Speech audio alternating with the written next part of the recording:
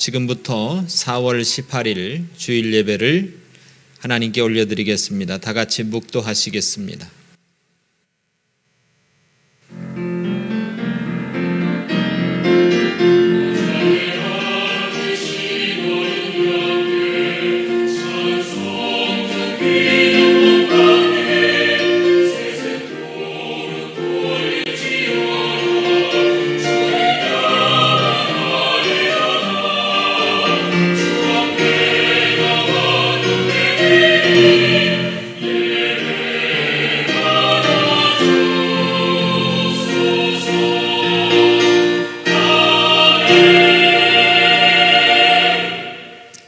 찬송가 20장, 통합은 41장입니다.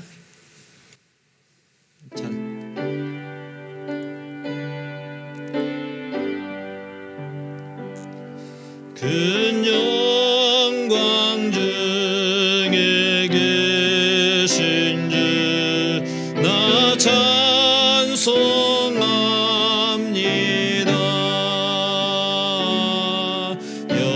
영원히 계신 주 이름 나 찬송합니다.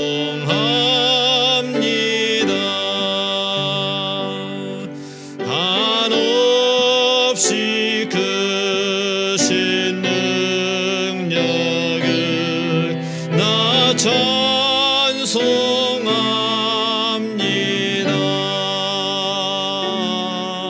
참되고 미쁜 그 언약 나 찬송합니다.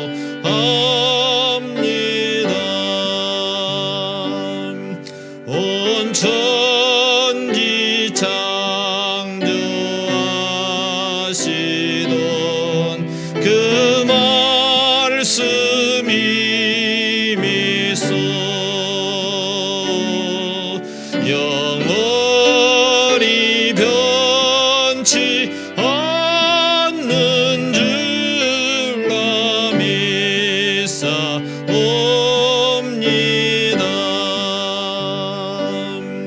그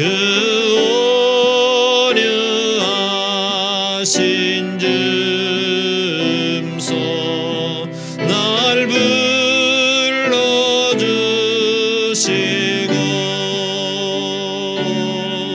그 품에 품어 주시니 나 찬송합니다.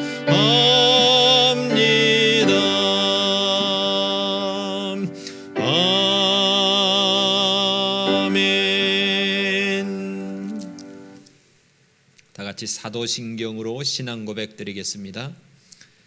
전능하사 천지를 만드신 하나님 아버지를 내가 믿사오며 그 외아들 우리 주 예수 그리스도를 믿사오니 이는 성령으로 잉태하사 동정녀 마리아에게서 나시고 본디오 빌라도에게서 고난을 받으시고 십자가에 못 박혀 죽으시고 장사한 지 사흘 만에 죽은 자 가운데서 다시 살아나시며 하늘에 오르사 천능하신 하나님 우편에 앉아 계시다가 저리로서 산자와 죽은 자를 심판하러 오시리라. 성령을 믿사오며 거룩한 공예와 성도가 서로 교통하는 것과 죄를 사해 주시는 것과 몸이 다시 사는 것과 영원히 사는 것을 믿사옵나이다. 아멘. 찬송가 314장, 통합은 511장입니다.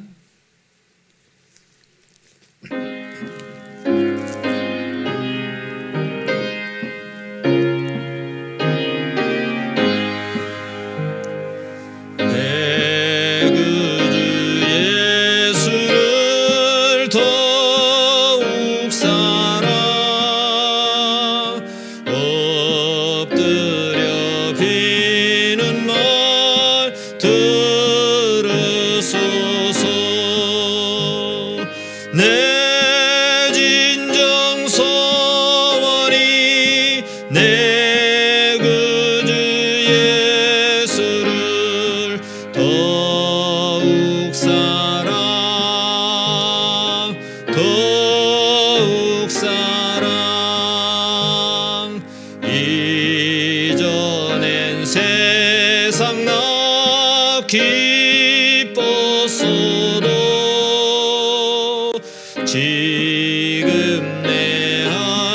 꿈은 오직 예수.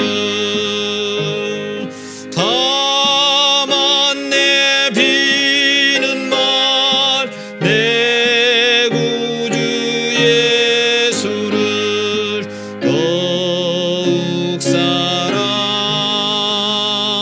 더욱 사랑. 이 세상 떠날 때 찬양하고 숨질 때 하는 말 이것일세. 다만 내 비는 말 내 구주 예수를 더욱 사랑 더욱 사랑.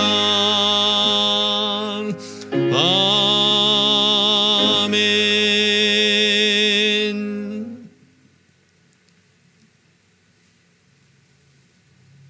천지 만물을 말씀으로 창조하신 우리 하나님, 우리 인생을 또한 흙으로 만드신 우리 하나님, 우리 인생의 모든 생사 화복을 주관하시는 우리 인생의 주인 되신 우리 하나님, 이 거룩한 날 오늘 이 시간을 하나님을 기억하며 예배합니다.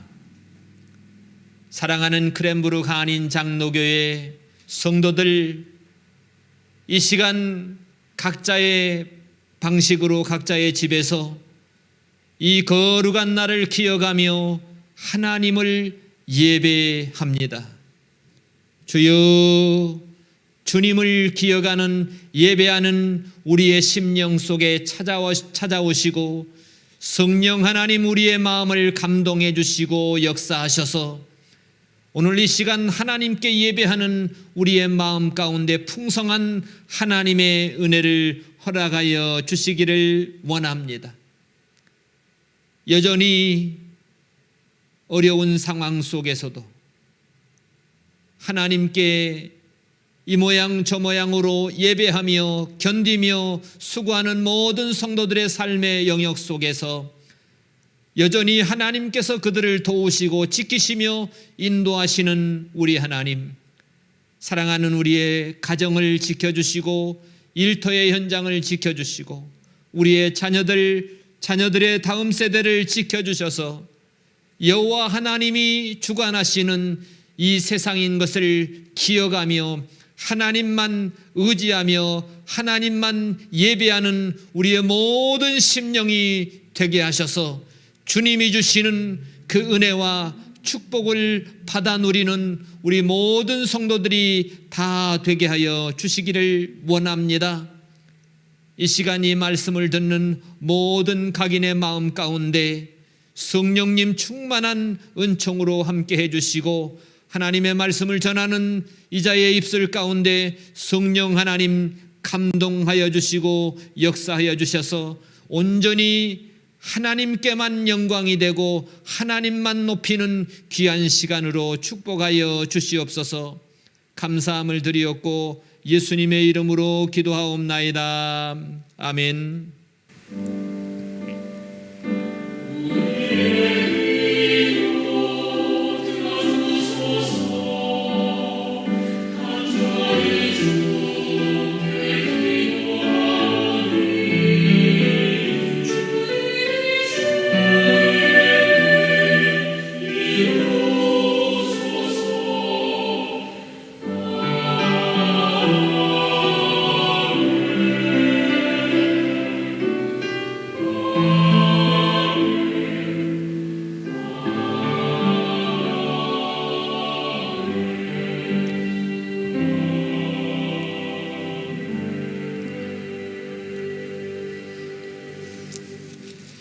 우리 하나님 말씀은 갈라디아서 6장 11절부터 18절까지입니다.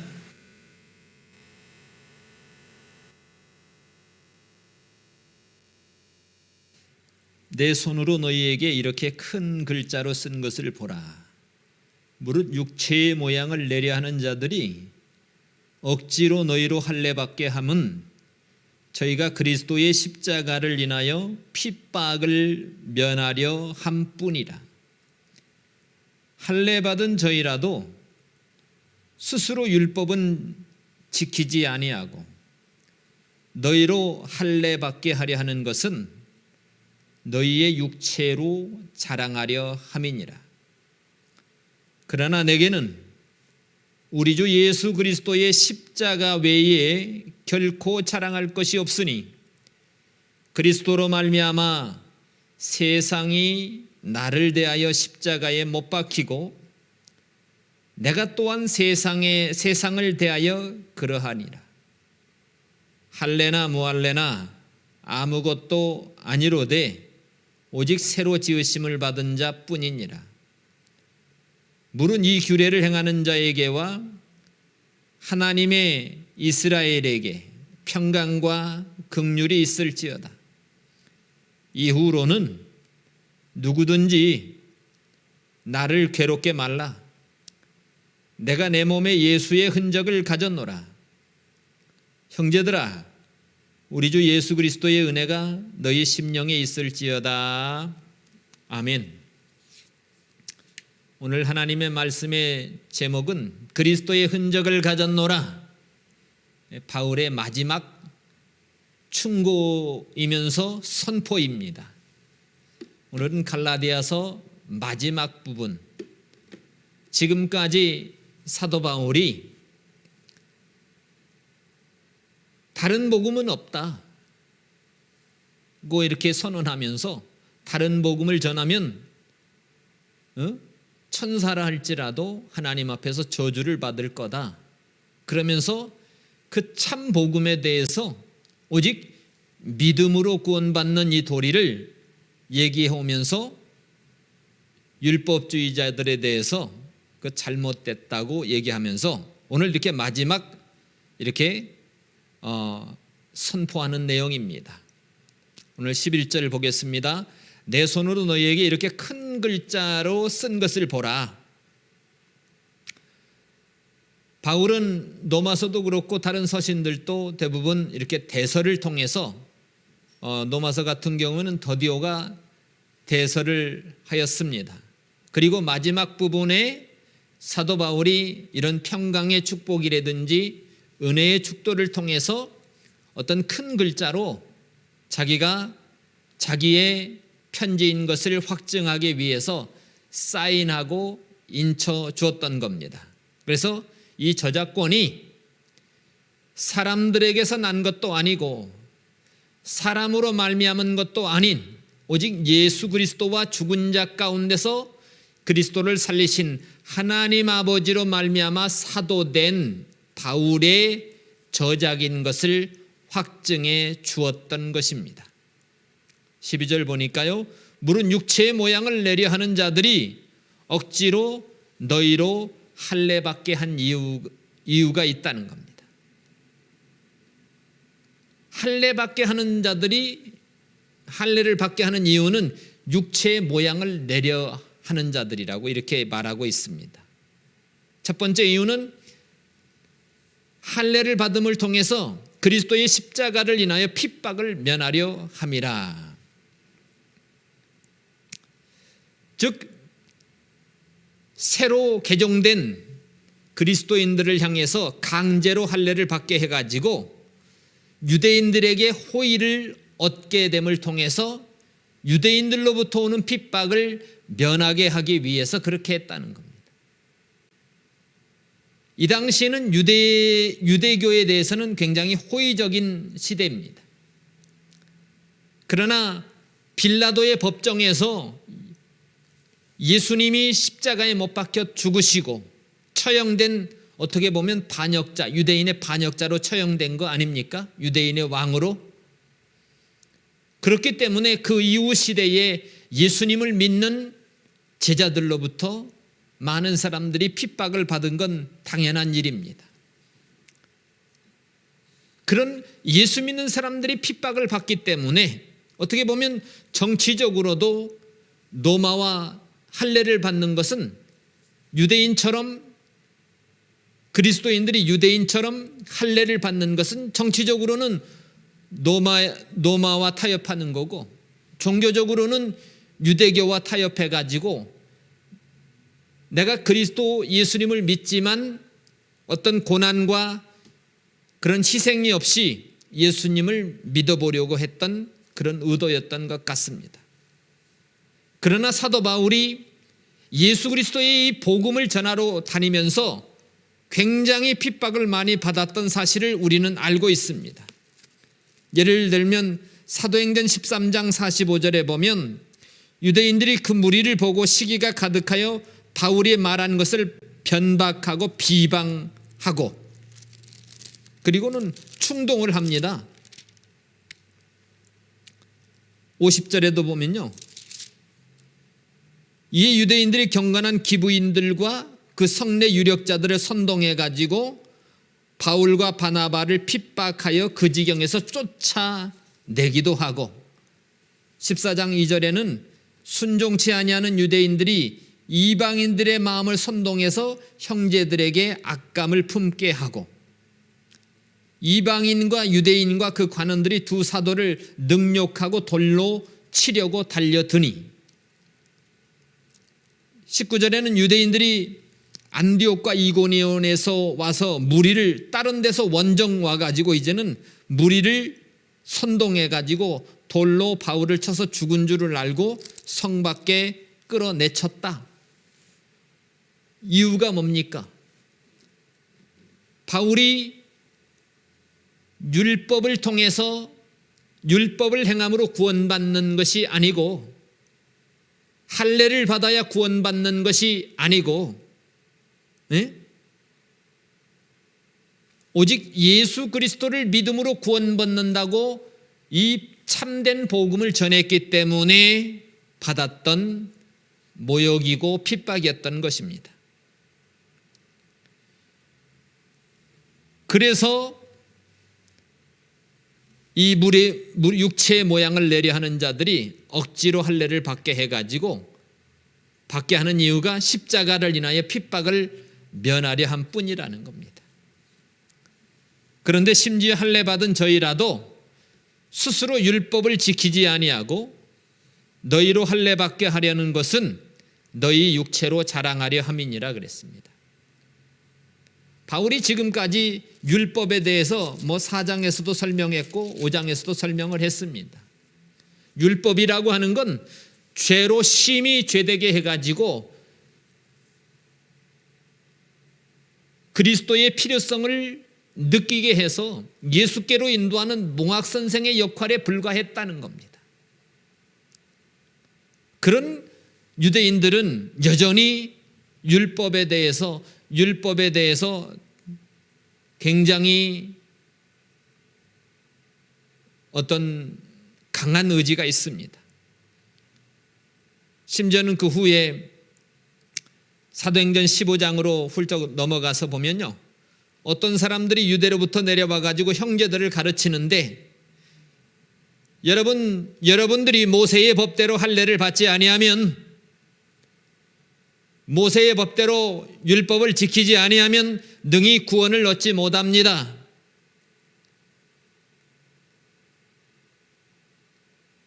그리고 6절에도 이제 이 문제 때문에 사실은 바울과 바나바가 예루살렘에 공회에 파송이 돼서 이 문제를 해결하기 위해서 올라갔던 거예요.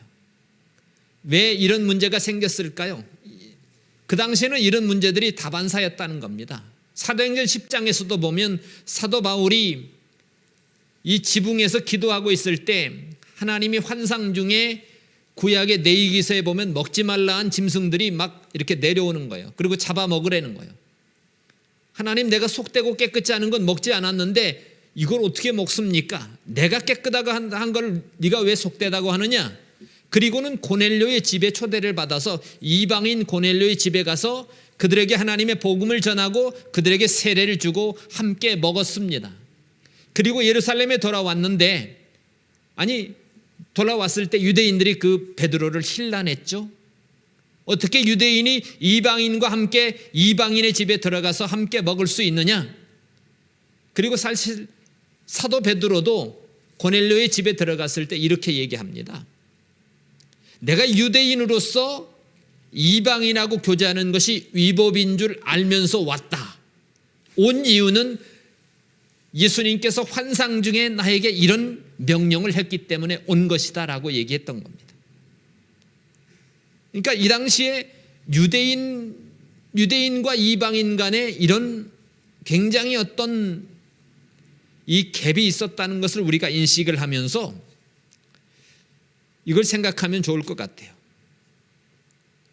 그래서 할례 받았던 저희라도 스스로 율법을 지키지 않았다.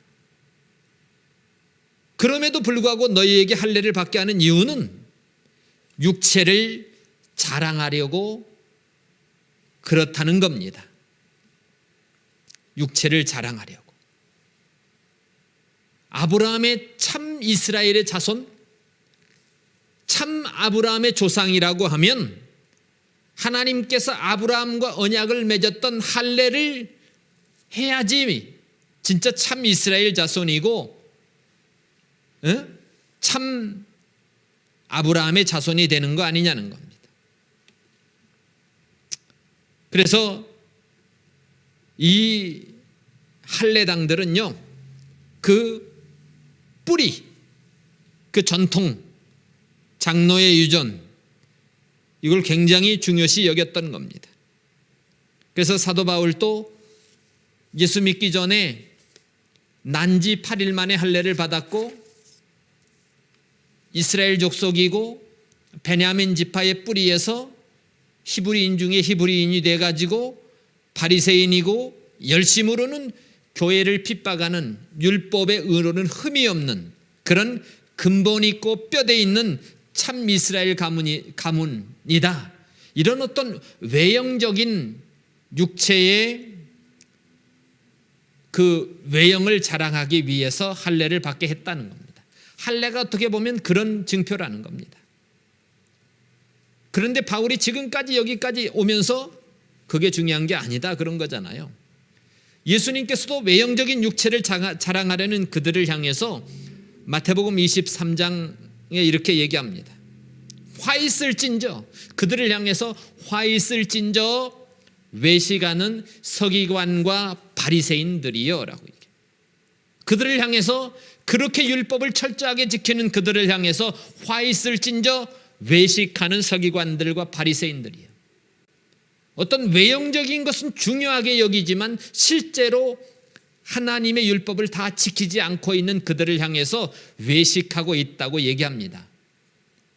왜냐하면 그들이 육체의 외형적인 것, 잔과 대접의 것은 깨끗하게 하지만 너희들이 어떤 전통, 뿌리, 근본 있는 뼈대 있는 참 이스라엘이라고 주장하기 위한 어떤 할례를 주장은 하지만 실제적인 의와 인과 신은 버려버리고 하나님이 원하는 그 율법의 그것은 너희들이 무시하고 있는 너희들의 처사를 보니까 이거는 화 있을진저 외식하고 있는 무리에 불과하다는 겁니다. 그러면서 그들을 향해서 야, 앞을 못 보고 있다는 겁니다. 소경된 바리새인아, 너는 안을 먼저 깨끗이 해야 된다. 근데 어떻게 안을 깨끗이 합니까? 그래야 겉도 깨끗해진다는 겁니다. 그러면서 화 있을진저 외식하는 서기관들과 바리새인들이여, 너희들이 그렇게 하는 근본을 중요시하고 뼈대 있는 참 이스라엘인 어떤 외형적인 어떤 의식을 중요하게 여기는 그것은 회칠한 무덤과 같다는 겁니다. 겉으로는 아름답게 보이지만, 외형적으로는 그럴싸하게 보이지만, 뼈대 있게 보이지만, 근본 있게 보이지만 그 안에는 죽은 사람의 뼈다귀와 더러운 게 가득하다는 거예요. 이와 같이 너희도 겉으로는 사람들에게 옳게는 보인다마는 안으로는 외식과 불법이 가득하다. 겉으로는 할례 의식을 통해서 내가 참 이스라엘이야, 내가 참 아브라함이 조상이야, 우리 조상이 참 아브라함이야 라고 하면서 뭔가 이렇게 외형적으로 보여는 주고 있다마는 실제적으로 하나님의 율법을 지키지 않는 의와 인과 신은 버려버린 외식하는 것에 불과하다 라고 이렇게 얘기하고 있습니다. 그러나 14절 가보니까요, 그러나 내게는 우리 주 예수 그리스도의 십자가 외에 결코 자랑할 것이 없으니. 바울도 한때는 이 어떤 바리새인 중에 바리새인이 돼가지고 유대인들처럼 어떤 이 의식, 할례 의식을 굉장히 중요시 여기고 그들의 전통과 장로의 유전과 그 조문, 율법의 조문들을 중요시 여겼습니다. 그렇게 철저히 지켰지만 이제는 그러나 내게는 우리 주 예수 그리스도의 십자가 외에 결코 자랑할 것이 없으니라고 얘기합니다. 바울의 인생에 있어서 가장 중요시 되는 것이 자랑할 것이 십자가 외에는 결코 자랑할 것이 없다는 겁니다.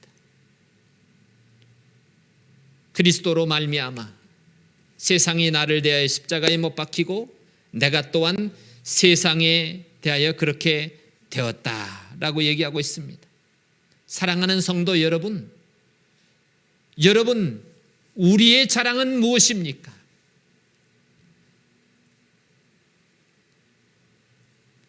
우리의 자랑은 무엇입니까? 여러분들의 힘입니까? 돈입니까? 명예입니까? 권력입니까? 인생의 경륜입니까? 자신의 지혜입니까? 찬란한 자신의 이력서입니까?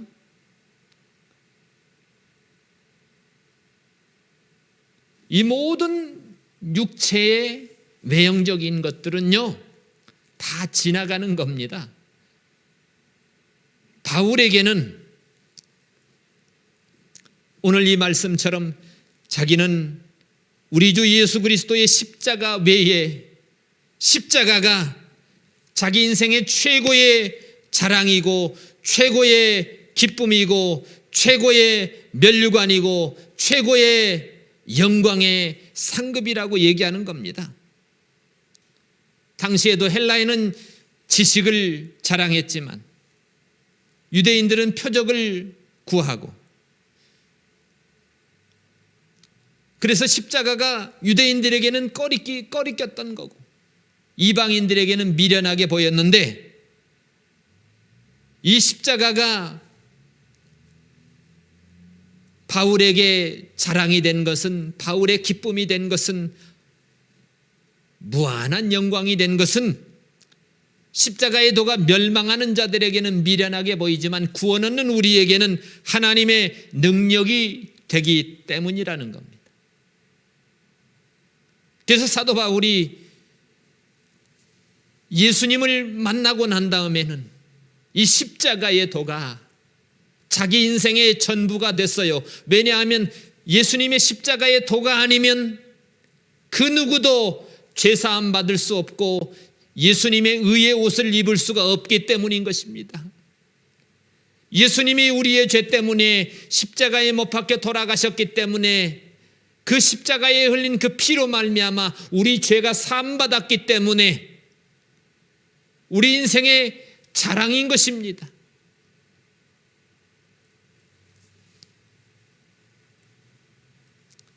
그래서 사도 바울은 빌립보 3장 7절 9절에도 그러나 무엇이든지 전에 내게 유익했던 것, 가문의 영광, 근본 있는 뼈대 있는 참 이스라엘 가문에서 자라가지고 난지 8일 만에 할례도 받고 히브리인 중에 히브리인이 되어 베냐민 지파 중에서 율법으로는 바리새인으로 철저하게 지켰던 10대 때 가말리엘 문학, 예루살렘으로 유학 가가지고 가말리엘 문학을 배워서 정말 자수성가, 정말 성장했던 남부럽지 않은 성공한 그런 레벨에 올라왔는데도 불구하고 그 모든 것이 인생에서 성공했던 그 모든 것들이 다 이제는 뭐예요?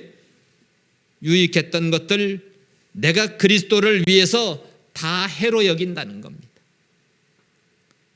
뿐만 아니라 내 주 예수 그리스도를 아는 지식이 내 인생에 가장 고상하다. 이보다 더 좋을 수는 없다. 예수 그리스도를 믿는 것이, 예수 그리스도를 아는 것이 내 인생에 더 좋은 것은 이보다 더 좋을 수는 없다는 겁니다. 그래서 내가 그 예수님을 위해서, 그 복음을 위해서 모든 것을 잃어버린다고 해도, 그래서 내가 가지고 있던 모든 것을 배설물로 여기는 것은 그 그리스도 안에서 발견되기를 원하기 때문이라는 겁니다. 사랑하는 성도 여러분, 오늘 바울의 인생, 예수님을 만난 바울의 인생에 있어서 가장 자랑거리가 된 것은 십자가입니다. 우리 또한 마찬가지입니다. 영원한 지옥의 형벌의 판결을 받아서 영원한 지옥에 갈 수밖에 없었던 우리가 예수님의 십자가를 통해서 우리의 죄값이 사함받고 예수님의 의가 우리에게 덧입혀져서 그 의로 말미암아 하나님을 아바, 아버지라 부르는 이런 특권을 얻었으니 우리 인생에 이 십자가만큼 중요한 것이 어디 있습니까? 예수님만큼 가장 중요한 것이 어디 있단 말입니까? 세상의 그 어떤 것과도 바꿀 수 없는 그 십자가, 그 예수님, 오늘 우리 사도 바울 같이 우리 인생의 가장 큰 자랑이, 십자가가 우리 인생의 가장 큰 자랑이 되고 예수님이 우리 인생의 가장 큰 기쁨이요 자랑이 되시는 저와 여러분들이 되시기를 바랍니다. 그 예수님을 우리는 끝까지 붙들고 하나님의 은혜 속에서 죽는 순간까지 그 예수님을 바라보고 소망하고 예배하며 찬양하며 기도하며 그 예수님만 바라보고 나아가는 저와 여러분들이 되신다면 이 어려운 환경 속에서도 아무것도 문제될 것이 없습니다. 우리에게 이런 십자가 정말 큰 축복입니다. 기억하십시다. 15절에 그리스도 예수 안에서 이제는 할례나 무할례나 아무것도 아니로되 오직 새로 지으심을 받은 자뿐이니라. 이제 가장 중요한 게 뭐냐면 내 안에 예수 믿는 것이 중요하다는 겁니다. 예수 믿는 것이 중요하다. 육체의 어떤 외형적인 의식이 중요한 게 아니고 예수 믿는 것이 중요하다는 겁니다. 그래서 그런즉 누구든지 고린도후서 5장 17절에 보면요, 그런즉 누구든지 그리스도 안에 있으면 새로운 피조물이다. 예수님을 구주로 받아들이게 되면 새로운 피조물이 된다는 겁니다. 우리가 예수를 믿을 때에 죽었던 영혼이 살아나는 중생의 경험을 하게 되고 예수님이 내 안에 계시고 성령님이 내 안에 임재하시고 그렇기 때문에 이제는 내가 할례를 받았다고 그 다음에 율법을 지켰기 때문에 새 사람 된 것이 아니기 때문에 할례나 무할례나 구원에는 아무 능력이 없다는 겁니다. 오직 하나님의 의로 우리가 중생을 통해서 새로운 피조물이 되는 것이 중요하다. 이것을 얘기하고 있는 겁니다. 고린도전서 7장 19절에 할례자로 부르심을 받았습니까? 무할례자가 되지 마세요. 무할례자로 부르심을 받았습니까? 할례자가 되지 마세요. 할례 받는 것도 아무것도 아니고 할례 받지 아니하는 것도 아무것도 아니로되 오직 예수님 안에서 부르심을 받은 자는 종이라도 아주 낮은 자라도 천한 자라도 주님께 속한 자유자가 된 것입니다. 하나님의 자녀가 된 것입니다. 그런 겁니다. 바울이 지금까지 율법주의자들을 향해서 예수를 믿고도 모세의 율법, 이방인들도 똑같이 모세의 율법을 지키고 할례를 받아야 구원받는다라고 외치는 그 무리들을 향해서 그런 복음을 전한다면 저주를 받을 것이고, 사람이 의롭게 되는 것은 오직 율법의 행위에서 난 것이 아니다. 그러면서 오직 예수 그리스도를 믿음으로 구원받는다. 그러니 우리도 예수 그리스도를 믿나니 이는 율법의 행위에서가 아니고 그리스도를 믿음으로 의롭다함을 얻으려 함이라. 율법의 행위로 이 세상에서 구원받을 존재가 어디 있느냐? 모세 율법을 다 지켜서 구원받을 존재가 어디 있느냐? 할례를 받아서 구원받을 존재가 어디 있느냐? 그 말인 것입니다. 오직 예수 그리스도를 믿음으로 의롭게 된다. 16절에 무릇 이 규례를 행하는 자에게와 하나님의 이스라엘에게 평강과 긍휼이 있을지어다. 이렇게 사람이 의롭게 되는 것이 율법의 행위가 아니고 오직 예수 그리스도를 믿음으로 되는 줄 아는 이 규례를 따라서 행하는 자에게, 그들에게는 하나님의 평강과 긍휼이 있을지어다라는 평화의 축도를 하고 있습니다. 지금도 여전히 천주교회는요, 여러분 오직 예수를 믿어야 구원받습니까? 안 그렇습니다. 종교 다원주의 설교를 하고 있더라고요. 신부님들이, 교황이. 한국의 유명한 김수환 추기경도 그렇게 얘기를 했습니다. 여러분 예수를 믿어야 구원받습니까? 아닙니다. 여러분 누구든지 선을 행하기만 하면, 착한 일을 하기만 하면 구원받습니다. 누구든지. 예수 안 믿어도 착한 일만 하면 구원받습니다라고 얘기합니다. 바울은 이거에 대해서 오늘 다른 복음으로 정죄를 했고 단죄를 했고, 천사라도 누구든지 이 복음을 전하면 하나님의 저주를 받을 거다라고 얘기했습니다. 착한 일을 해서 구원받을 수 없습니다. 오직 율법을 지켜서 구원받을 인간이 없습니다. 할례 받아서 구원받을 인간이 없습니다. 오직 예수 그리스도를 믿음으로 구원받는 것입니다. 이 규례를 행하는 사람에게는 이스라엘의 평강과 긍휼이 있게 된다는 겁니다. 17절 18절에 보니까요, 이후로는 누구든지 나를 괴롭게 하지 말라. 내가 내 몸에 예수의 흔적을 가졌노라. 형제들아, 우리 주 예수 그리스도의 은혜가 너희 심령에 있을지어다 라고 바울은 항상, 이 바울이 쓴 서신 마지막 부분에는요, 예수 그리스도의 은혜가 너희 심령에 있을지어다 라고 하면서 은혜의 축도를 이렇게 하고 끝냅니다. 오늘 사도 바울이 여기 이후로는 누구든지 나를 괴롭게 하지 마라. 제발 좀 율법으로 구원받는다는 이 문제, 할례 받아야 구원받는다는 이 문제 때문에 날 건드리지 마. 그리고 날 괴롭게 하지 말라는 의미가 또 있습니다.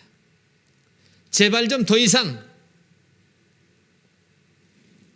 이단자들에게 미혹돼 가지고 흔들리지 말고 오직 믿음으로 구원받는다는 이 진리에 든든히 서 있으라는 그런 의미도 되는 것입니다. 내가 내 몸에 예수의 흔적을 가졌다. 사도 바울은 오늘 당당하게 얘기하고 있습니다. 우리 그리스도인에게는 많은 호칭이 따라다닙니다.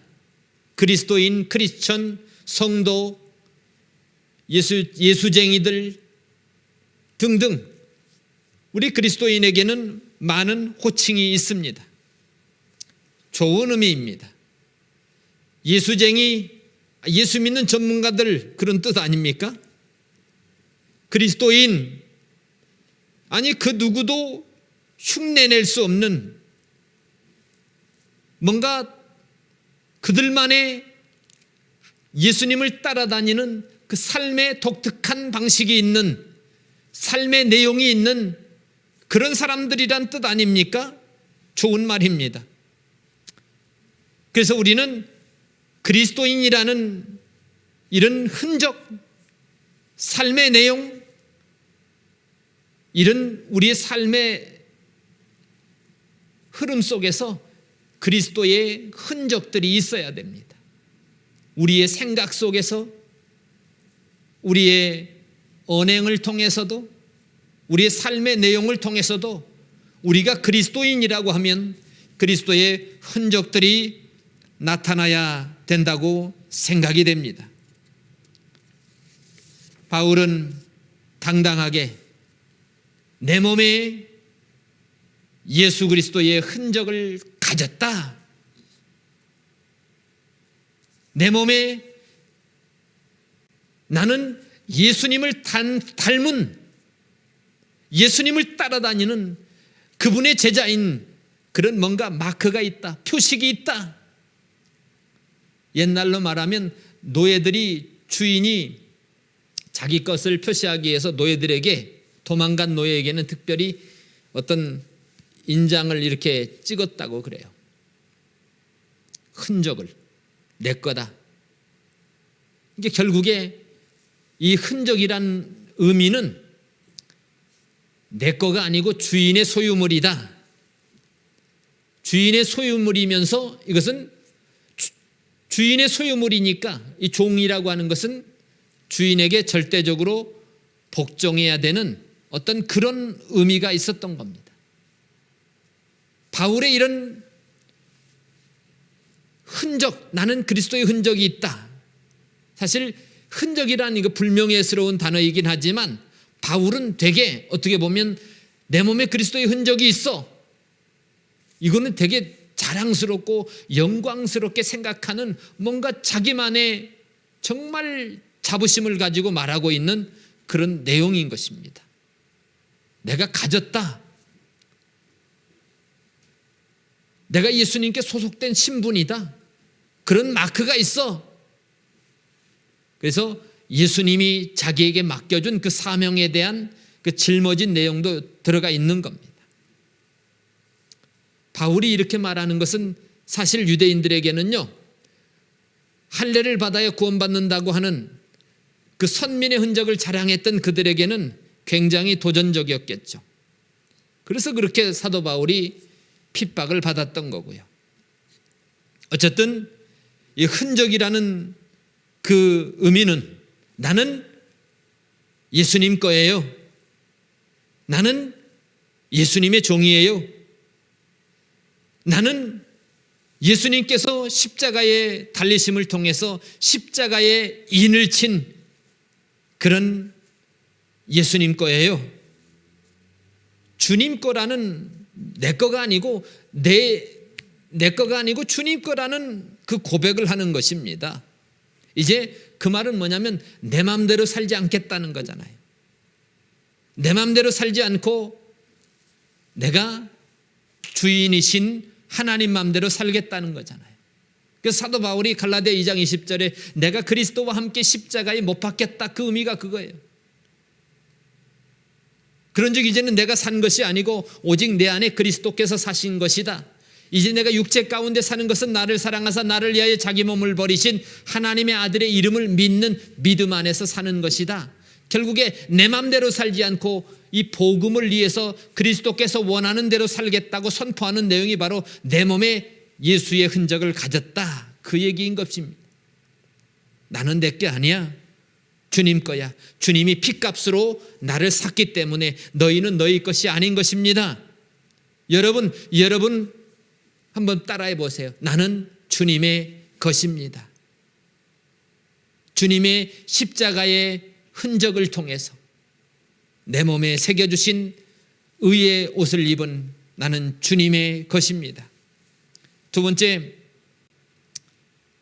사도 바울에게는요, 이런 그리스도인, 나는 예수의 흔적을 가졌다. 바울에게는 적어도 이런 예수의 흔적을 가졌다라고 이렇게 선포하면서 사실 사도 바울의 그 복음 사역을 중에 그 충성의 흔적들을 많이 발견할 수 있습니다. 하나님께서 우리에게 구하는 건 맡은 자들에게 구할 건 충성이라고 했습니다. 죽도록 충성하라. 그리하면 생명의 면류관을 너에게 줄 거라고 말씀했습니다. 사도 바울은 이 그리스도의 소유물로 그리스도의 종으로 예수님의 흔적을 가진 이 복음의 사역자로서 수없이 고린도후서 11장에 보면요, 수없이 매를 맞았다고 증거하고 있습니다. 유대인들에게 40의 가만매를 5번이나 맞고 태창으로 3번 맞고 돌로 1번 맞아 죽을 뻔했고 3번 전도하러 다니는데 3번 배가 파선해서 죽을 고비를 넘기기도 했고 선교 여행길에 강의 위험, 강도의 위험, 동족들의 유대인들의 위험, 이방인들의 위험, 줄이기도 하고 목마르고 굶고 춥고 헐벗고 이 복음 때문에 안 당해도 될 일들을 너무너무 많이 당한 흔적들을 가지고 있었다는 겁니다. 육체적인 고통은 말할 것도 없지만 정신적인 고통도, 교회를 위한 염려, 이 모든 것들을 통해서 바울의 마음속에는 온통 예수님을 따라가는 예수님의 흔적들 뿐이었습니다. 주님을 위해서 일한, 주님을 위해서 헌신한, 주님을 위해서 충성한 그런 일한 흔적들이 사도 바울의 인생 속에 충분히 널려 있다는 겁니다. 사랑하는 여러분, 우리도 사도 바울처럼 우리 인생 속의 남은 생에 주님을 위해서 충성하는, 헌신하는 일한 흔적을 좀 남기시는 저와 여러분들이 되시기 바랍니다. 한 생명이라도, 죽어가는 한 생명을 살려내면 주님을 위해서 일한 충성한 흔적이 되는 줄로 믿습니다. 한 영혼을 구원하는데 내가 사용되었다, 내가 이용되었다, 내 시간을 투자하고 내 물질을 투자하고 내 모든 것을 투자해서 한 영혼을 건졌다고 하면 주님 앞에 여러분들의 상급이 될 줄로 믿습니다. 이게 충성의 흔적입니다. 주님이 그걸 원하시니까. 그것 때문에 마태복음 5장 11절 12절에 보면 예수님의 복음을 전하다가 주님 일하다가 혹시 욕먹었어요?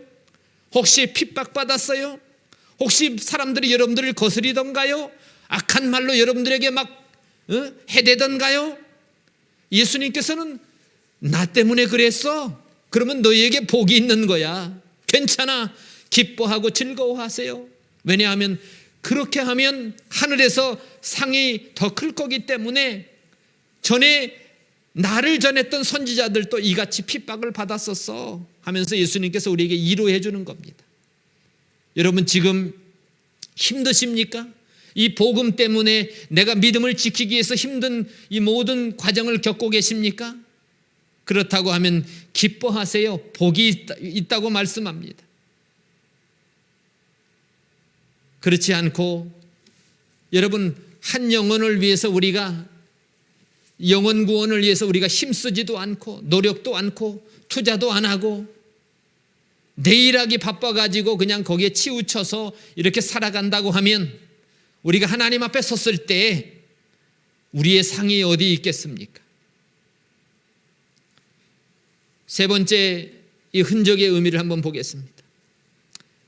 바울은 아까도 말씀드렸듯이 자기 몸에 나타난 예수의 흔적 정말 최고의 영광으로 여겼다.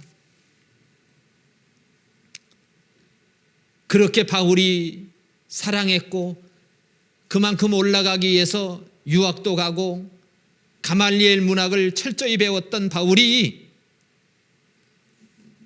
예수님을 안 다음에는 예수님이 가장 가치 있다라고 여겼던 거, 이게 바로 예수님의 흔적이 있다는 거죠. 그 예수님의 흔적을 최고의 가치 있고 내 인생의 가장 큰 자랑이고 최고의 영광이다라고 선언했던 겁니다. 사랑하는 성도 여러분, 여러분들은 어떻습니까? 복음을 위해서 기도한 흔적이 있으십니까? 영혼 구원을 위해서 눈물을 흘리는 흔적이 있으십니까? 사도 바울처럼 하나님의 복음을 위해서 이 믿는 일을 하기 위해서 충성한 흔적이 있으십니까? 매맞은 흔적이 있으십니까? 우리 예수님께서는 우리의 마음속에 우리의 의의 옷을 입혀주기 위해서 온몸의 채찍에 맞는 흔적을, 이마의 가시의 흔적이, 양손에 손과 발에 못 박힌 흔적이, 옆구리에 창에 찔린 그 흔적이 있으셨습니다. 그 흔적을 통해서 우리는 그 예수님의 찔림을 통해서 우리의 허물이 사함을 받고, 예수님이 그렇게 흔적을 남기셨기 때문에, 상함을 받으셨기 때문에 우리의 죄악이 용서함을 받게 된 것인 줄로 믿습니다. 그래서 우리 몸에 새겨진 그리스도의 흔적은 하나님의 은혜입니다. 우리의 생명입니다. 그래서 사도 바울이 이후로는 나를 괴롭게 하지 말라. 내가 내 몸에 예수님의 흔적을 가졌다. 이 흔적은 육체에 새긴 문신 같은 십자가가 아닙니다. 고린도후서 3장에 보면 너희는 우리의 편지다. 우리의 마음에 썼고 무사람이 알고 있는 바다. 너희는 우리로 말미암아 나타난 그리스도의 편지니 먹으러 쓴 게 아니고 오직 살아계신 하나님의 영으로 한 것이다.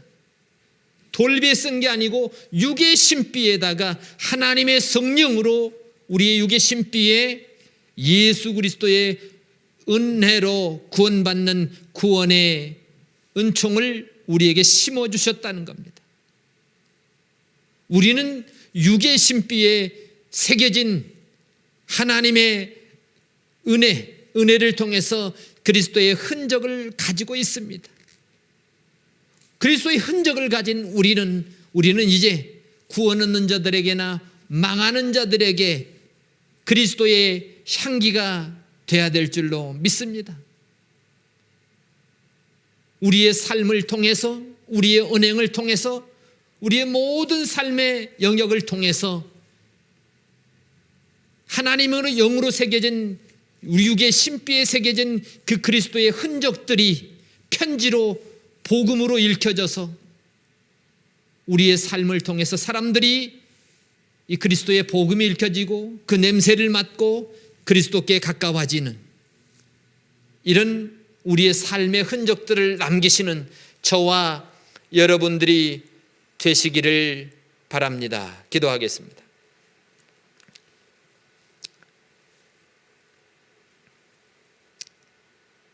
하나님, 바울의 인생 속에 정말 세상적으로 자랑할 것이 많이 있었지만 내 인생의 최고의 자랑은 십자가가 내 인생의 최고의 자랑이고, 내가 과거에 누렸던 그 영광, 가문의 뼈대 있는 가문에서 자라서 좋은 공부를 했던 그 모든 것들 다 이제는 배설물처럼 여긴다고 하면서, 왜냐하면 예수 믿고 구원받은 이 구원의 진리가 너무 크고 너무 중요해가지고 그 은혜를 생각해 보니까 이 땅의 것은 잠깐 누리다가 없어지는 건데 그거에 비교해 보면 아무것도 아니구나 라고 고백했습니다. 그러면서 하나님, 이제는 사도 바울이 지금까지 이 갈라디아 교회를 향해서 율법을 통해서 지켜서 구원받는다, 할례 받아야 구원받는다, 이제 이 문제 때문에 좀 더 이상 나를 괴롭게 하지 마. 내 몸에 예수 그리스도의 흔적을 가졌다. 나는 예수님을 닮았다. 나는 예수님 거다.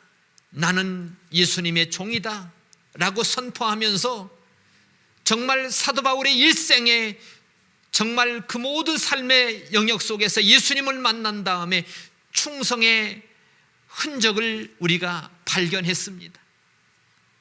하나님, 저희도 이제 예수님의 십자가를 통해 하나님의 성령으로 우리의 마음속에 육의 신비에 새겨진 하나님의 은혜를 기억하면서 이 땅에서 그리스도의 편지로 읽혀지며 그리스도의 냄새로 구원 얻는 자들에게나 망하는 자들에게 정말 이 그리스도의 흔적들이 읽혀지고 하나님 들려져서 하나님 사도 바울처럼 우리의 모든 삶의 내용이 그리스도의 흔적이게 하여 주시옵소서. 예수님의 이름으로 기도하옵나이다. 아멘. 찬송가 262장, 통합은 196장입니다.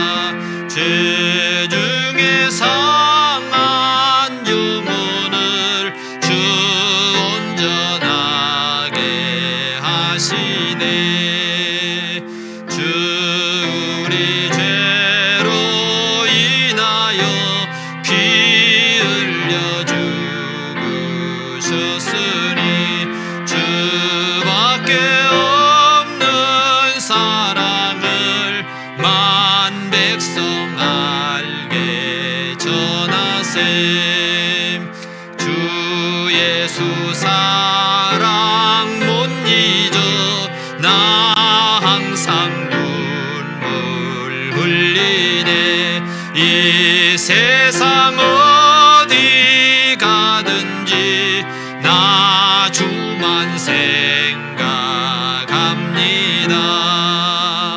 목마른 자의 세매와 영생의 물을 마시라. 내 주를 사랑한데도 늘 맘에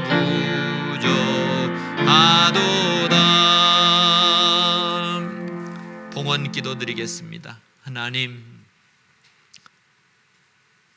우리에게 영으로 육의 신비에 새겨진 그리스도의 흔적을 기억합니다. 그 은혜 감사해서 또 하나님께 헌물을 드립니다. 드린 손길마다 그 은혜 속에서 강한 믿음으로 승리하는 주님의 자녀들이 다 되게 하여 주시옵소서. 예수님의 이름으로 기도하옵나이다. 아멘. 교회 소식 특별한 것은 없고요. 여러분들 은혜 속에서 가정에서 여전히 또 은혜 가운데 서로 격려하고 사랑하고 축복해 주면서 건강한 시간 보내시기를 축복합니다. 송영 1장 축도로 마치겠습니다.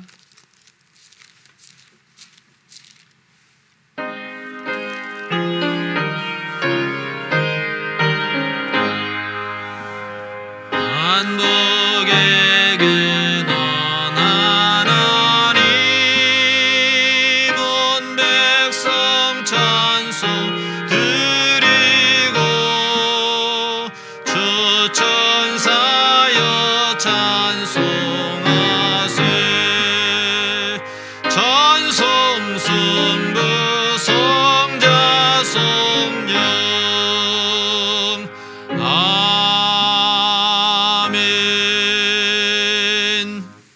지금은 우리 주 예수 그리스도의 은혜와 우리 하나님 아버지의 무한하신 사랑하심과 성령 하나님의 감화 감동 교통하심이 사랑하는 성도들 머리 위에 지금부터 영원토록 함께 계실지어다.